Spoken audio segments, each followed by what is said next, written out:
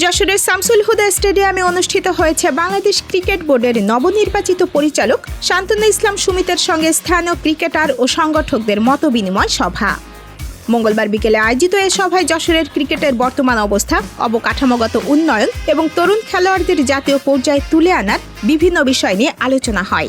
আমরা খেলোয়াড়দের উন্নয়নের জন্য কাজ করব, আমরা ক্রিকেটারদের উন্নয়নের জন্য কাজ করব, আমরা সংগঠকরা মেয়েদেরকে কিভাবে সহায়তা দেওয়া যায় সেই বিষয়ে কাজ করব, ক্রিকেটের সাথে সংশ্লিষ্ট যারা গ্রাউন্ড স্টাফ আছেন, আম্পায়ার আছেন, সবাইকে কিভাবে আমরা আরো সাপোর্ট দিতে পারি সেই বিষয়গুলো নিয়ে আমরা কাজ করব।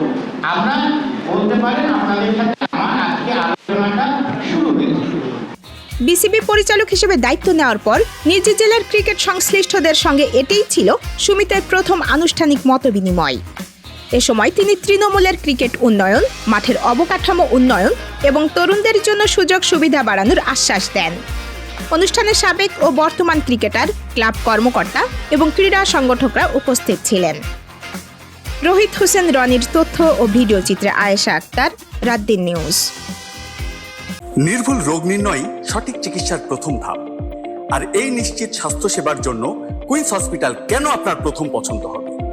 যশোরে আমরাই দিচ্ছি সর্বাধুনিক ও সর্বোচ্চ কোয়ালিটির মেশিনারিজের নিশ্চয়তা, যেখানে এক ছাদের নিচে সুবিশাল ও মনোরম পরিবেশে সব ধরনের পরীক্ষা নিরীক্ষা করা হয়।